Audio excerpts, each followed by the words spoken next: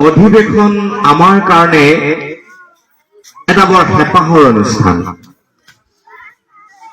শ্ৰীমন্ত শংকৰদেৱ সংঘৰ নামৰ যিটো দেশ বৰেণ্য অনুষ্ঠানৰ আমি সংগী,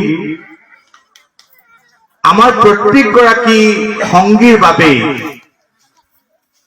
অধিবেশন এটা বৰ হেঁপাহ আৰু আকাংক্ষাৰ অনুষ্ঠান। এই অধিবেশনে আমাক দুটা বিশেষ সুযোগ সুবিধা দিয়ে। এটা সুবিধা হল আমাৰ সংগঠনটো শক্তিশালী কৰিবৰ কাৰণে, আমাৰ অনুষ্ঠানটোক প্ৰাণৱন্ত গতিশীল কৰিবৰ কাৰণে, ভিতৰৰ পৰা সবল কৰি তুলিবৰ কাৰণে কিছু কথা খুব খোলাখুলিকৈ পতাৰ, পৰ্যালোচনা কৰাৰ, ভুল ত্ৰুটিবিলাক শুধৰণি কৰাৰ, আগলৈ যাবৰ কাৰণে নতুনকৈ সংকল্প লোৱাৰ, এৰি অহা দিনবিলাকত থকা দুৰ্বলতাবিলাক পৰ্যালোচনা কৰাৰ কাৰণে অধিবেশনে আমাক এটা বৰ ধুনীয়াকৈ সুবিধা দিয়ে, নহয় জানো? আৰু আন এটা সুবিধা অধিবেশনৰ মাজত আছে যে আমি মুকলিকৈ যাৰ বাবে আমি সমবেত হৈছো, যি আদৰ্শক কেন্দ্ৰ কৰি আমি সংগঠিত হৈ আছো, আমাৰ যিটো মূল উদ্দেশ্য দৰ্শন, সেই সম্পৰ্কে কিছু কথা মুকলিকৈ পতাৰ এটা সুবিধা আমি অধিবেশনত পাওঁ। আৰু মুকলি সভাখন দৰাচলতে এই দ্বিতীয়টো উদ্দেশ্যৰ কাৰণে উৎসৰ্গিত এখন সভা, য'ত গুৰুজনাৰ আদৰ্শৰ সম্পৰ্কে, গুৰুজনাৰ সৃষ্টিৰ সম্পৰ্কে, চিন্তাৰ সম্পৰ্কে, গুৰুজনাই দি যোৱা বিপুলায়তন অৱদানৰ বিষয়ে আমি কিছু কথা মুকলিকৈ পতাৰ সুযোগ পাওঁ। বাপ বান্ধৱ আইসকল, আমি দৰাচলতে গুৰুজনাৰ এটা সুদৃঢ় ধৰ্মীয় আদৰ্শক কেন্দ্ৰ কৰি সমবেত হৈ আছো। আমাৰ যদিও আঁচনি বহুত, আমাৰ লক্ষ্য পথত আমাৰ পৰিকল্পনা যদিও বহুত, কিন্তু কেন্দ্ৰত এটা সুদৃঢ় ধৰ্মীয় আদৰ্শ আমাৰ মাজত আছে। অৰ্থাৎ গুৰুজনাই দি যোৱা এটা বিশুদ্ধ ধৰ্মীয় আদৰ্শক কেন্দ্ৰ কৰি আমি একত্ৰিত হৈ আছো, সমবেত হৈ আছো। এই যে ধৰ্ম, ধৰ্ম বুলিলে আমি আচলতে কি বুজো? এই কেতিয়াবা ঘৰত আমাৰ এখন মাংগলিক অনুষ্ঠান এটা পতা হয়, সেয়াই ধৰ্মনে? এই যে আমি ধৰ্মীয় পোচাকবোৰ পৰিধান কৰিছো, সেয়াই ধৰ্মনে? কেতিয়াবা উপাসনাৰ স্থলীলৈ আমি এপাক গৈছো, সেয়াই ধৰ্মনে? কোনোবা এটা ধৰ্মীয় অনুষ্ঠানৰ আমি সদস্যভুক্ত হৈছো, সেয়াই ধৰ্মনে? দৰাচলতে ধৰ্ম শব্দটোৰ অৰ্থ, ধৰ্ম শব্দটোৰ তাৎপৰ্য, ধৰ্ম শব্দটোৰ মহত্ব ইয়াতে কিন্তু সীমিত নহয়। ধৰ্ম মানে ধৰ্মৰ যিটো প্ৰকৃত অৰ্থ, ধৰ্মৰ মূল ভাৱটোৱে হৈছে ধাৰণ কৰা।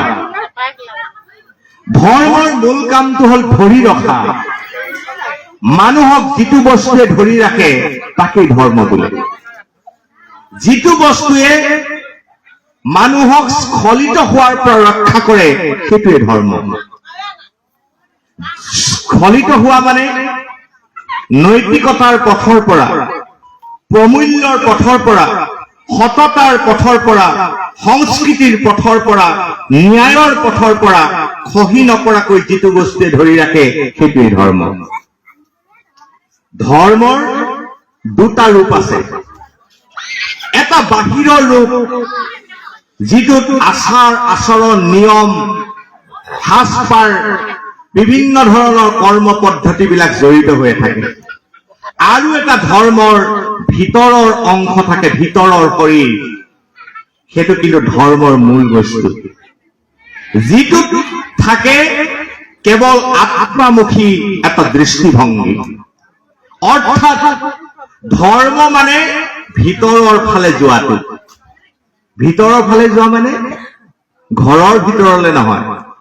ভিতৰৰ ফালে যোৱা মানে ধৰ্মীয় অনুষ্ঠান এটাৰ ভিতৰৰ ফালে যোৱাটো নহয়। ভিতৰৰ ফালে যোৱা মানে আত্মাৰ ফালে যোৱা, পৰমাত্মাৰ ফালে যোৱা, অন্তৰাত্মাৰ ফালে যোৱা, ঈশ্বৰৰ ফালে যোৱা, সেইটোকে প্ৰকৃত অৰ্থত ভিতৰলৈ যোৱা বুলি কয়। বাপাইসকল, আপোনালোকে জানে যে এই সংসাৰত আমাৰ দুটা পথ আছে। এটা পথ হল মৰিবলৈ যোৱা পথ, সেইটো ধৰ্মৰ কোনো প্ৰয়োজন নাই। আৰু এটা পথ আছে, সেইটো হল তৰিবলৈ যোৱাৰ পথ, তাত কিন্তু ধৰ্ম অপৰিহাৰ্য। মৰিবলৈ যাবৰ কাৰণে আমি জন্ম হৈছো মৰিবৰ কাৰণে, সেইটো সত্য। কিন্তু মৰণটোৱে মনুষ্য জন্মৰ লক্ষ্য নহয়। মনুষ্য জন্মৰ চৰম লক্ষ্যটো হল মৰণ নহয়, তৰণ। মৰিবলৈ যোৱাটোৱে জীৱনৰ লক্ষ্য নহয়। জীৱনৰ প্ৰকৃত লক্ষ্যটো হল তৰিবলৈ যোৱা। এতিয়া মৰিবলৈ যোৱা এটা ৰাস্তা আৰু তৰিবলৈ যোৱা এটা ৰাস্তা, দুটা ৰাস্তা আমাৰ সন্মুখত আছে। এতিয়া সিদ্ধান্তটো আপুনি নিজে ল'ব লাগিব যে মই কোনটো ৰাস্তা বাছি লম। যদি ভাবে মই তৰিবলৈ যোৱা ৰাস্তাটোৰে যাম, যিটো ৰাস্তাত মোৰ তৰণ হব, মোৰ জন্ম সফল হব, মোৰ বংশ উদ্ধাৰ হব, ইহকাল পৰকাল অনন্তকাল মই ঈশ্বৰৰ পৰম পথ লাভ কৰিম, তেতিয়াহলে সেই পথটোত যাবলৈ আপুনি ধৰ্মৰ সহায় ল'ব লাগিব। ধৰ্মই সেই পথটোলৈ লৈ যাব আপোনাক। আপোনালোকে জানে পৰীক্ষিতৰ কথা, আপোনালোকে জানে, ভাগৱতত শুনিছে আপোনালোকে পৰীক্ষিতৰ কথা। ৰজা পৰীক্ষিতে প্ৰথমে মৰিবলৈ যোৱা মৰণৰ পথ এটাৰে আগবাঢ়ি গৈ আছিল, নহয় জানো বাৰু? কেতিয়ালৈকে গৈ আছিল? যেতিয়ালৈকে পৰীক্ষিতে শ্ৰীমদ ভাগৱত শাস্ত্ৰৰ সাক্ষাৎ হোৱা নাছিলে, নহয় জানো? যেতিয়াই পৰীক্ষিতে ভাগৱত শাস্ত্ৰক লগ পাইছে, ভাগৱত শাস্ত্ৰক লগ পাইছে মানে ঈশ্বৰ কথাক লগ পাইছে, কৃষ্ণ কথাক লগ পাইছে, হৰি কথাক লগ পাইছে, অমৃত কথাক লগ পাইছে, তাৰ লগে লগে কিন্তু পৰীক্ষিতৰ ৰাস্তাটো সলনি হৈ গৈছে। পৰীক্ষিতে দ্বিতীয়টো ৰাস্তা তেতিয়া নিৰ্বাচন কৰি লৈছে, সেই ৰাস্তাটো হল তৰিবলৈ যোৱা ৰাস্তা। তৰিবলৈ যোৱা ৰাস্তাটোৱে প্ৰকৃত ৰাস্তা। এই ৰাস্তাই যাবলৈ হলে আমাক ধৰ্মই হাতত ধৰি আগবঢ়াই লৈ যায়। সেইকাৰণে মহাপুৰুষ গুৰু শ্ৰীমন্ত শংকৰদেৱে আমাক তৰণৰ কাৰণে, তৰিবৰ কাৰণে পৃথিৱীৰ ভিতৰতে, জগতৰ ভিতৰতে আটাইতকৈ সৰল, আটাইতকৈ নিষ্কণ্টক, আটাইতকৈ গণতান্ত্ৰিক, আটাইতকৈ সাম্যবাদী সৰল আৰু সুগম ৰাস্তাটো আমাৰ কাৰণে দেখুৱাই থৈ গল। যিটো পথেৰে যাবৰ কাৰণে আপুনি উচ্চ জাতত জন্মিব নালাগে, যিটো পথেৰে যাবৰ কাৰণে আপুনি বিশ্বৰ শাস্ত্ৰ জ্ঞান লাভ কৰিব নালাগে, যিটো পথেৰে যাবৰ কাৰণে আপুনি কঠোৰ পৰিশ্ৰম কৰিব নালাগে, যিটো পথেৰে যাবৰ কাৰণে সংসাৰ ত্যাগ কৰি আপুনি বৈৰাগী হব নালাগে, যিটো পথেৰে যাবৰ কাৰণে ধন ঐশ্বৰ্য দৌলত আপোনাক একো প্ৰয়োজন নাই, তেনেহলে লাগে কি? এটা বস্তু হলেই সেই পথটোৰে মানুহ যাব পাৰে। সেই বস্তুটো কি? এখন নিৰ্মল হৃদয় মাত্ৰ। এখন নিৰ্মল চিত্ত বা হৃদয়ৰ লগত থাকিলেই এই তৰিবলৈ যোৱা ধুনীয়া ৰাস্তাটোৰে মানুহবোৰ যাব পাৰে। ভগৱানে ভক্তৰ পৰা বিচাৰে কি? এই কাৰ্পেট দিয়া কল খাবলৈ ঈশ্বৰ নাহে, বাহিৰৰ পৰা আমদানি কৰা আপেল খাবলৈ ঈশ্বৰ নাহে। আহে নেকি? নাহে। এই যে আমাৰ আমুল তাজাৰে বনোৱা পায়স খাবলৈ ঈশ্বৰ নাহে। আহিছে নেকি কৰবাত? নাহে। এই ঈশ্বৰে খায় কি? ঈশ্বৰে বিচাৰে কি? সেই দ্ৰব্যবিলাক ঈশ্বৰে নিবিচাৰে। ঈশ্বৰে বিচাৰে ভক্তসকলৰ অন্তৰৰ পবিত্ৰ ভাৱনাটো। অন্তৰৰ পবিত্ৰ ভাৱনাতে ঈশ্বৰ বিৰাজমান হৈ থাকে। প্ৰকৃত মন্দিৰ হল মানুহৰ হৃদয়খন, প্ৰকৃত নামঘৰ মানুহৰ হৃদয়খন। এই নামঘৰ যেতিয়া ঠিকে থাকিব, এই নামঘৰ যেতিয়া পবিত্ৰ হব, সেই তৰণৰ বাটটো আপোনাৰ কাৰণে নিজে নিজে মুকলি হৈ যাব। আৰু সেইকাৰণে তৰণৰ যিটো আটাইতকৈ সুগম পথ, সেই পথটো মহাপুৰুষ গুৰুজনে আমাক দান কৰি থৈ গৈছে। সেই পথটো কি? একো কৰিব নালাগে, পৰম শ্ৰদ্ধাৰে পৰম নিষ্ঠাৰে সৈতে ভগৱন্ত কৃষ্ণৰ নামটো ল'ব লাগে। কলিযুগৰ পৰম উপায়টো হল নাম। এবাৰ নাম লওক, তিনিটা কাম একেলগে সিদ্ধি হয়। কি? উপজয় পুণ্য, পাপ হুৱে দূৰ, মিলয় মহা মুখ্য সুখ প্ৰচুৰ। নাম লওক, উপজয় পুণ্য। আপোনাৰ ভিতৰৰ পুণ্য ৰাশি আপোনাৰ উদয় হব। ভিতৰৰ পৰা আপোনাৰ এজন পুণ্যৱান মানুহ হিচাপে আপোনাক আত্মপ্ৰকাশ কৰাব নামে। ভিতৰৰ পুণ্য ৰাশিৰে আপুনি এজন পুণ্যৱান ঈশ্বৰৰ সন্তানলৈ ৰূপান্তৰ হব ঈশ্বৰৰ নামৰ যোগেদি। দ্বিতীয়তে, ঈশ্বৰৰ নামে আপোনাৰ পাপবোৰ আঁতৰ কৰিব। পাপ ক'ত থাকে? চোলাত কাপোৰত পাপ নাথাকে। পাপ থাকে মানুহৰ মনত। পাপ চিন্তা, পাপ বোধ। সেইকাৰণে কোৱা হৈছে, এটা পাপ কাম কৰা পাপীতকৈ পাপ চিন্তা এটা লৈ ফুৰাজন বেছি ভয়ংকৰ।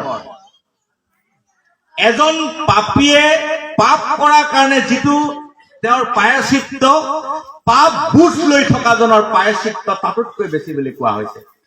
মনটোক নিৰ্মল কৰিব লাগিব, চিত্তটো নিৰ্মল কৰিব লাগিব। সেইকাৰণে কৈছে, ভগৱন্ত কৃষ্ণৰ নামে চিত্ত নিৰ্মল কৰিব, পুণ্য সৃষ্টি কৰিব, ভিতৰত পুণ্যৰ জন্ম দিব, পাপবোৰ আঁতৰ কৰি দিব। আৰু এটা বস্তু আপোনাক প্ৰদান কৰিব, সেইটোৱে হল মহামুখ্য সুখ। এই মহামুখ্য সুখ ক'ত পায়? মুখ্য সুখ উৎপন্ন হোৱা জেগা এটাই আছে, সেইটো হল ভগৱন্তৰ চৰণ কমল। গতিকে এই সহজ উপায়টো মহাপুৰুষ গুৰুজনে একশৰণ হৰিনাম ধৰ্মৰ মাজেৰে আমাক দি থৈ গৈছে। আমি কিন্তু যত্ন কৰিব লাগিব। যত্ন আপুনি কেনেকৈ কৰিব? যত্ন আপুনি কৰিব পাৰে তিনি প্ৰকাৰে। যত্ন কৰিব পাৰে মনেৰে, যত্ন কৰিব পাৰে এই তনুটোৰে, যত্ন কৰিব পাৰে আপুনি চিত্তৰে। তিনি প্ৰকাৰৰ যত্ন আছে। মনেৰে আপুনি ধৰ্মপথত থাকিব পাৰে, শৰীৰটোৰে আপুনি ধৰ্মপথত থাকিব পাৰে। সেইকাৰণে ধৰ্মময় তনুৰ কথা কৈছে মহাপুৰুষ মাধৱদেৱে। তনুটোক ধৰ্মময় কৰিব লাগিব, মনটোক ধৰ্মময় কৰিব লাগিব, চিত্তক ধৰ্মময় কৰিব লাগিব। সেইটোৱে দ্বিতীয় পথটো। ধৰ্মই আপোনাক তালে লৈ যাব। গতিকে মনটো কেনেকৈ কৰিব? মনটো আটাইতকৈ ডাঙৰ বস্তু। মনটোৱে আপোনাক স্বৰ্গ, নৰক, বৈকুণ্ঠ ক'ত যাব সেইটো ঠিক কৰি দিয়া বস্তুটো হল মানুহৰ মন। মনটোক পবিত্ৰ কৰি ৰাখিব লাগে, মনটোক ধুনীয়া কৰি ৰাখিব লাগে। ধৰ্মৰ মূল কামটোৱে হৈছে মানুহৰ মনটো সুন্দৰ কৰা। এটা ধুনীয়া মনতকৈ শক্তিশালী বস্তু পৃথিৱীত একো নাই। মনটো ধুনীয়া কৰিব লাগে। যাৰ মনটো ধুনীয়া সেইজনে কৃষ্ণ ভক্ত, যাৰ মনটো সুন্দৰ সেইজনে সংস্কৃতিবান ব্যক্তি, যাৰ মন ধুনীয়া সেইজনে শিল্পী, যাৰ মন ধুনীয়া সেইজনে গুৰুজনাৰ একান্ত সেৱক। মনটো ধুনীয়া হ'ব লাগিব। আৰু মনটো কিহে ধুনীয়া কৰিব? বৈষয়িক চিন্তাই মন ধুনীয়া কৰিব নোৱাৰে। বিষয়ৰ ধান্দাই মানুহৰ মনটো পৰিষ্কাৰ নকৰে। মন ধুনীয়া কৰিবলৈ হলে কৃষ্ণ কথাৰে আপুনি মনটো পৰিবেষ্টিত কৰিব লাগিব। কৃষ্ণ কথামৃতেৰে সৈতে আপুনি মনটো নিৰ্মল কৰিব লাগিব। তাৰ বিকল্প নাই। মহাপুৰুষ মাধৱদেৱে মানুহৰ ধুনীয়া মনটোক বৰ ধুনীয়াকৈ প্ৰশংসা কৰিছে। আচৰিত লাগে। ভকতসকলৰ ধুনীয়া মনটোক আশ্চৰ্যজনক ধুনীয়াকৈ প্ৰশংসা কৰিছে মহাপুৰুষ মাধৱদেৱে নামঘোষাত। কি বুলি কৈছে জানে? পূৰ্ণ শশী পূৰ্ণ দুগ্ধ সিন্ধু জিমতে প্ৰকাশ নকৰয়, কমনীয় লক্ষ্মী বদন জিমত নয়, ঈশ্বৰ কৃষ্ণৰ পাদ পদ্ম ভজি স্পৃহাহীন ভৈল যিটো, সিটো মনগোট জিমত শোভা কৰে। আপোনালোকে পূৰ্ণ শশী দেখিছে নাই? পূৰ্ণ চন্দ্ৰ দেখিছে নাই? নাই দেখা। পূৰ্ণ চন্দ্ৰ নাই দেখা আপোনালোকে? দেখিছে নাই? পূৰ্ণ চন্দ্ৰতকৈ ধুনীয়া কিবা আছে নেকি? যিটো চন্দ্ৰ ভগৱন্ত কৃষ্ণই ৰাস কৰিবৰ কাৰণে বাছি লৈছিল, তাতকৈ ধুনীয়া কিবা আছে? গাখীৰৰ সাগৰ এখন কল্পনা কৰক, এতিয়া অকণ ভাবকচোন। এখন গাখীৰৰ সাগৰ কিমান ধুনীয়া হ'ব, কল্পনা কৰক।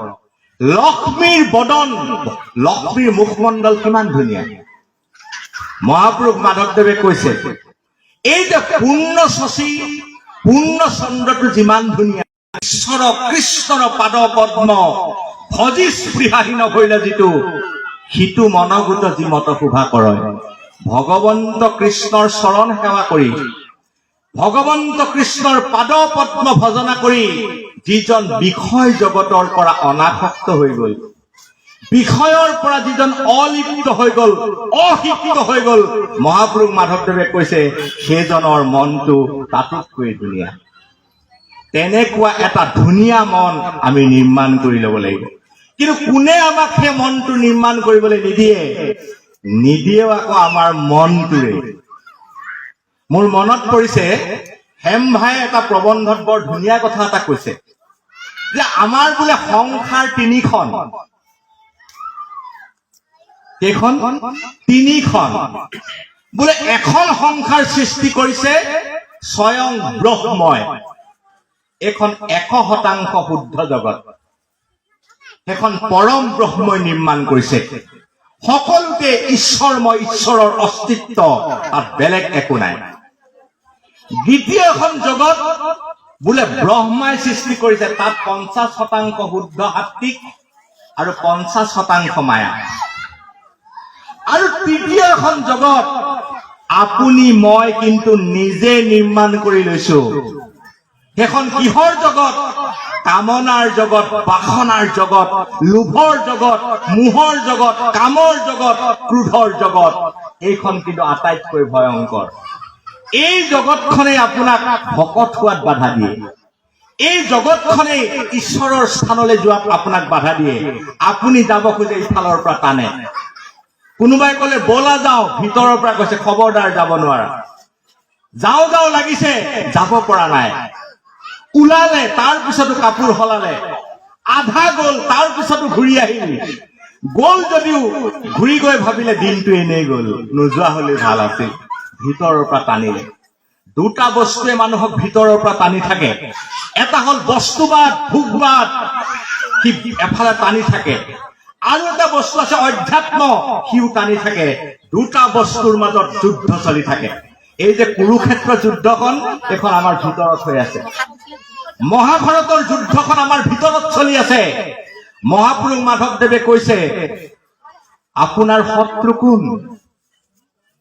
আপোনাৰ ককাই ভাই বিলাক আপোনাৰ শত্ৰু নহয়। বাৰীৰ কাষৰ পৰিয়ালটো আপোনাৰ শত্ৰু নহয়। আপোনাৰ শত্ৰু আপোনাৰ ভিতৰত। আপুনি আপোনাৰ বন্ধু, আপুনি আপোনাৰ শত্ৰু, আপুনি আপোনাৰ ৰাখে মাৰে। কোন এই শত্ৰুবিলাক? যতে ক অনৰ্থ আছে সংসাৰত, তাত তিনিবিধ হাৰ।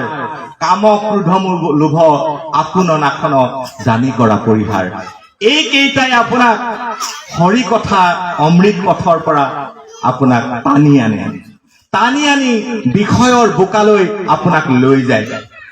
আৰু সেই বিষয়ৰ বোকাত লুতুৰি পুতুৰি হৈ আমি পাহৰি যাওঁ আমাৰ প্ৰকৃত কৰ্তব্য, প্ৰকৃত ধৰ্মীয় আচৰণ, প্ৰকৃত মূল্যবোধ, প্ৰকৃত আমাৰ আচৰণ বিধি সংস্কাৰ আমি পাহৰি যাওঁ। তাৰ পৰা কিন্তু উলটি অহাৰ ৰাস্তাটো কৃপালু গুৰুজনাই দিছে। সেই ৰাস্তাটো হল হৰি ভক্তিৰ ৰাস্তা। এই ৰাস্তাৰে আপুনি ঘূৰি আহিলে, এই ৰাস্তাৰে আপুনি বাট বুলিলে, এইবোৰ জঞ্জাল অতিক্ৰম কৰি এটা সুন্দৰ সংস্কৃতিবান জীৱন আপুনি যাপন কৰিব পাৰে। গুৰুজনাৰ ধৰ্মটো বৰ সহজ আৰু সৰল। কিবা টান টান লাগে নেকি বাৰু? ৰাতিপুৱা শুই উঠাৰ পৰা গুৰুজনাৰ ধৰ্মটোতো আপুনি মই চবেই আচৰণ কৰিছো। কিবা জটিল জটিল লাগে জানো? লাগে নেকি জটিল? নালাগে। ঈশ্বৰৰ নাম লব লাগে, ইমান সহজ ক'ত পাব? ক'ত পাব? নৱদা ভক্তিৰ ভিতৰত শ্ৰৱণ কীৰ্তন দিলে, শ্ৰৱণ কীৰ্তনৰ পিছতো আৰু এটা অকমান ৰেহাই দিছে। কোনোবাই যদি আপোনাক কীৰ্তন কৰা মানুহ পাইছে, আপুনি শ্ৰৱণ কৰক। শ্ৰৱণ কৰা মানুহ এজন পাইছে, আপুনি কীৰ্তন কৰক। তাৰ পিছতে এটা ৰিলেক্সেশ্যন দিছে। ঠিক আছে, কীৰ্তন কৰি দিয়া মানুহ নাই, আপুনি কেনেকে শ্ৰৱণ কৰিব? একলেও মাত্ৰ অকলে আপুনি স্মৰণ কৰক, তেতিয়াও ভগৱন্ত চৰণ পদ লাভ কৰিব। গোৱা মানুহ থাকিলে শুনক কৃষ্ণ কথা, শুনা মানুহ থাকিলে কওক কৃষ্ণ কথা। গোৱা মানুহ নাই, শুনাওতা নাই, কি কৰিব? অকলেও কৃষ্ণ কথা ভাবক, অকলেও কৃষ্ণ কথা চিন্তন কৰক, অকলেও কৃষ্ণ কথা ভাবক। ভাৱনাটো আটাইতকৈ ডাঙৰ বস্তু। ভাৱনাৰেহে ভগৱন্তক পায়, বেলেগ কোনো উপচাৰেৰে ভগৱন্তক নাপায়। এটা সৰু কাহিনী কৈছো, এদিনৰ কথা। আমাৰ যমুনালৈ গোপীসকলক কৃষ্ণই মাতি পঠিয়ালে, বোলে আহিবাচোন আজি এবাৰ লগ পাম। আপোনালোক যাবনে নাই? মাতিলে কৃষ্ণ, যাব নাই? যাব। কৃষ্ণই যদি মাতে নাযাবনে বাৰু? যাক লগ পাবৰ কাৰণে এনেই ব্যাকুল, কৃষ্ণৰ পৰা নিমন্ত্ৰণটো আহিল, বোলে আহিবাচোন আজি ৰাতি যমুনাত লগ পাম। কথাটো শুনা মাত্ৰেই গোপীসকলৰ মন উগুল থুগুল, মনত পৰম আনন্দ, উৎসাহ, উদ্দীপনা। যি য'ত আছিলে তেনেকৈয়ে একাংশই যমুনালৈ গুচি গল। একাংশ গোপী আকৌ যাব নোৱাৰিলে। কেলে? কোলাত কেঁচুৱা আছে, ঘৰত গৰু গাখীৰ খীৰাব লাগে, দামৰি বান্ধিব লাগে, খৰি আনিব লাগে, ভাত ৰান্ধিব লাগে, ঘৰখন ৰখিব লাগে, ইত্যাদি ইত্যাদি কামত আধা সংখ্যক গোপী যমুনালৈ যাব নোৱাৰিলে। আধাই শুনাৰ লগে লগে দৌৰ মাৰিলে যে বিচাৰি থকা নিমন্ত্ৰণ এটা পাই গলো, আজি আমাক কোনে পাৰে। এই যিসকলে শুনা মাত্ৰেই দৌৰ মাৰিছিলে, তেওঁলোকে যমুনাত গৈ কৃষ্ণক নাপালে। যিসকল যাব নোৱাৰিলে, ঘৰতে থাকি থাকি চকু পানী টুকিলে। যাব নোৱাৰাৰ দুখত চিঞৰি চিঞৰি কৃষ্ণক প্ৰাৰ্থনা কৰিলে, সেইসকলে ঘৰতে থাকি আগতেই কৃষ্ণক পাই গল। কেনেকৈ? যমুনালৈ দুই ধৰণেৰে যাব পাৰি। শৰীৰটো লৈ খোজকাঢ়ি আপুনি যমুনালৈ যাব পাৰে, মনেৰে আৰু ভাৱনাৰেও আপুনি যমুনালৈ যাব পাৰে। বাকী সকলে শৰীৰৰ দম্ভ দেশ অহংকাৰেৰে মত্ত শৰীৰটো লৈ বাকী সকল আগে যমুনালৈ গল। কিন্তু বিশুদ্ধ ভাৱনাৰে, মনেৰে, প্ৰাৰ্থনাৰে, আকুলতাৰে, কাৰুণ্যৰে প্ৰাৰ্থনা কৰি কান্দি কান্দি নোযোৱাসকল মনেৰে তাতোতকৈ আগে যমুনা পালেগৈ। দেখিলে কৃষ্ণক কোনে পালে? ভাৱনাৰে পায়। সেইকাৰণে মহাপুৰুষ মাধৱদেৱে 1000 এজোকা ঘোষাৰে সম্বলিত নামঘোষাৰ পৰিসমাপ্তি ঘটাইছে ভাৱনাৰে। এই ভাৱক ভাই ভজ ভগৱন্ত ভক্তি ভাৱে, ভক্তি ভাৱে আৰু ভাৱনাৰে ভাবিব লাগিব। ভাগৱতৰ প্ৰথম ভটোৱে হল ভাৱনা। সংসাৰত একো কৰিব নালাগে, এটা কাম কৰিলেই বোলে হৈ যায়। কি কৰিব লাগে? ভাৱনাক অমৃতলৈ ৰূপান্তৰ কৰিব লাগে। কৃষ্ণ ভাৱনামৃত আমি আমাৰ জীৱনলৈ আনিব লাগে। আমাৰ মনত, আমাৰ চেতনাত, আমাৰ অন্তৰত কৃষ্ণ ভাৱনামৃত আমি ভৰাই ৰাখিব লাগে। দেখিব বিষয়ৰ বোকাই, বিষয়ৰ ধান্দাই আপোনাক চুব পৰা নাই, আপোনাক টানিব পৰা নাই। যাব খুজিলেও আপুনি যাব পৰা নাই। আনে যোৱা বাটেৰে আপুনি নাই যোৱা, আনে খোৱা জেগালৈ আপুনি নাই যোৱা, আনে শুনা কথাবোৰ ভাল নলগা হৈছে শুনি। লাহে লাহে আপুনি গম পাব কৃষ্ণ কথাৰ ক্ৰিয়া, কৃষ্ণ ভাৱনাৰ ক্ৰিয়া এজন মানুহৰ জীৱনত কেনেকৈ হয়, সেই সম্পৰ্কে ভাগৱতৰ একেবাৰে শেষত দুটা শব্দ মহাপুৰুষে কৈছে যে দুটা ফল আছে। আপুনি নিজে গম পাব যে কৃষ্ণ ভাৱনাৰে আপোনাৰ জীৱনটো পৰিচালিত হৈছে নে নাই। বোলে কি? প্ৰথমে আপোনাৰ জীৱনলৈ এটা বস্তু আহিব, তাৰ নাম হল বৈৰাগ্য। যদি আগতকৈ বেছি লাগিছে, জানিব কৃষ্ণ ভক্তিয়ে কাম কৰা নাই।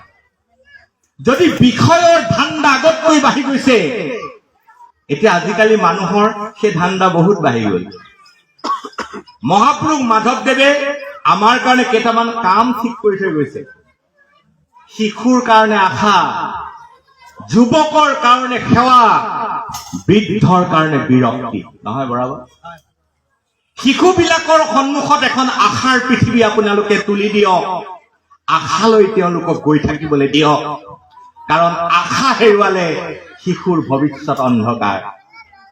যুৱকসকলৰ কাৰণে সেৱাৰ পৃথিৱী এখন আপোনালোকে তুলি দিয়ক, সেৱাই যুৱকসকলক সুন্দৰ কৰিব, শক্তিশালী কৰিব, জীৱন ধন্য কৰিব। আৰু বৃদ্ধসকলক কৈছে মাধৱ পুৰুষে যে তোমালোকে বিৰক্তিতে ৰৈ দিয়া আৰু নাযাবা। কিন্তু কি কৰিব? অৱসৰৰ পিছতো নতুনকৈ কাম চপাই লয়।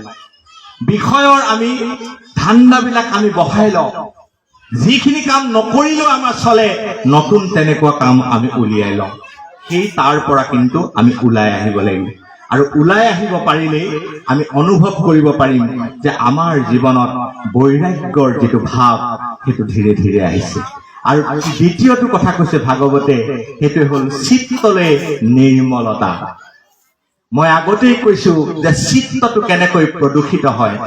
এটা ডাষ্টবিনতকৈ, এটা লেতেৰা ডাষ্টবিনতকৈ প্ৰদূষিত চিত্ত এটা বেছি ভয়ংকৰ। যাৰ চিত্ত নিৰ্মল সেইজনে নিজকো তৰাব পাৰে আৰু নিজেও তৰিব পাৰে, আনকো তৰাব পাৰে। আৰু চিত্ত নিৰ্মল কৰিব পৰা চাবোন এডোখৰ আছে, সেইটো হ'ল কৃষ্ণ কথা, কৃষ্ণ নাম, কৃষ্ণ গুণ, কৃষ্ণ মহিমা। এই হ'ল তাৰ চাবোন। মহাপুৰুষ গুৰু শ্ৰীমন্ত শংকৰদেৱে আমাক সেই সম্পদেৰে সৈতে মহিয়ান হোৱাৰ আমাক এটা সুযোগ দি থৈ গৈছে। সেই সম্পদেৰে সৈতে আমাক শক্তিশালী হবৰ কাৰণে মহাপুৰুষে আমাক সমল দি থৈ গৈছে। বেলেগত আমি একো বিচাৰি যাব নালাগে। কিন্তু দুখৰ কথা, গুৰুজনে দি যোৱাৰ পিছতো আমি এটা বেলেগত বিচাৰি যাওঁ। বেলেগত আমি বিচাৰি গৈছো, বিচাৰি বেলেগৰ দোকানত ভিৰ কৰা মানুহ অসমতে এতিয়া বৃদ্ধি হৈছে। বেজবৰুৱাই এটা গীতত গাইছে, প্ৰেম প্ৰেম বুলি জগতে ঘূৰিলো, ঘৰতে আছিলে প্ৰেম, ধনে ধনে কৰি ঢাপলি মেলিলো, হিয়াতে পৰম ধন হে গুৰু শংকৰ। লিখিছে বেজবৰুৱাই, গাইছে ভূপেন হাজৰিকা। আকৌ পিছৰ লাইনত গাইছে, অপ্ৰকৃত ধৰ্ম বিচাৰি খুচাৰি বিদেশে বগালো দুখে, নিজৰে দেশৰে নিৰ্মল ধৰ্ম, নিজৰ দেশৰে নিৰ্মল ধৰ্ম, নামঘৰৰ দুৱাৰ মুখে গুৰু শংকৰ, গুৰু শংকৰ। আমি প্ৰকৃত ধৰ্ম বিচাৰি কিমান বাবাৰ পিছে পিছে গৈছো নহয়? প্ৰকৃত ধৰ্ম বিচাৰি, প্ৰকৃত গুৰু বিচাৰি আমি ক'ত ক'ত ঢাপলি মেলিছো হিচাপ নাই। নামঘৰৰ দুৱাৰ মুখতেই আমাক তৰাব পৰা, তৰিব পৰা ধৰ্ম গুৰুজনে দি থৈ গৈছে। সেই তাকেই আমি নিজৰ বুলি ললে, তাকে আমাৰ সম্পদ বুলি ললে আমি নিজেও তৰিব পাৰিম, সমাজক তৰাব পাৰিম, জাতিক তৰাব পাৰিম, বংশধৰ সকলক আমি তৰাব পাৰিম। গতিকে বাপ বান্ধৱসকল আহক, গুৰুজনাই দি যোৱা সেই আধ্যাত্মিক আদৰ্শৰে, গুৰুজনাই দি যোৱা সেই ভক্তি মাৰ্গীয় চেতনাবোধেৰে, গুৰুজনাই দি যোৱা সেই পৰিশীলিত আদৰ্শবোধেৰে সৈতে আমি আমাৰ নিজৰ জীৱনক সজাওঁ, নিজৰ জীৱনক সজাওঁ, লগতে সজাই থৈ যাওঁ আমি এৰি থৈ যাবলগীয়া প্ৰজন্মটো। আটাইতকৈ প্ৰত্যাহ্বান সেইটো, আমাৰ ঘৰত ধুনীয়াকৈ সজাই লোৱা নামঘৰটো আমাৰ পৰৱৰ্তী প্ৰজন্মই ৰাখিবনে নাই? সদায় জ্বলি থকা বন্তি গছ আপোনাৰ বংশধৰসকলে জ্বলাই ৰাখিবনে নাই? বৰগীত ভাওনা তেওঁলোকৰ হাতত সুৰক্ষিত হবনে নাই? নামঘোষাখন কোনোবা দিনা আপোনাৰ নাতি পৰিণতিয়ে এবাৰ মেলিবনে নাই? নে আধুনিকতাৰ বতাহত তেওঁলোক উৰি যাব? নে ভোগবাদৰ ধুমুহাত তেওঁলোক হেৰাই যাব, শিপাৰ পৰা ছিটিকি পৰিব? তাক লৈ কিন্তু ডাঙৰ এটা এটা প্ৰশ্ন আৰু আশংকা সৰ্বত্ৰে বিদ্যমান হৈছে। তেনে সময়ত আমাৰ কাৰণে পৰম আশ্বাস নিশ্চয় এটা হ'ল শ্ৰীমন্ত শংকৰদেৱ সংঘই তৈয়াৰ কৰা এই আধ্যাত্মিক সামাজিক সাংস্কৃতিক এই বাতাবৰণ মই বিশ্বাস কৰো এই বাতাবৰণৰ স্পৰ্শত থাকিলে এই বাতাবৰণৰ তাৰ বৃত্তত থাকিলে ইয়াৰ পৰা আমি সকলোৱে পৰিত্ৰাণ পাব পাৰিম এইখিনি কথাকেই নিবেদন কৰি মই মুকলি সভাৰ মুকলি চিন্তা হিচাপে এইখিনিকে উপস্থাপন কৰি মই মোৰ বক্তব্য সামৰণি মাৰিছো আৰু সমস্ত জনৰ চৰণত মই সেৱা জনাইছো।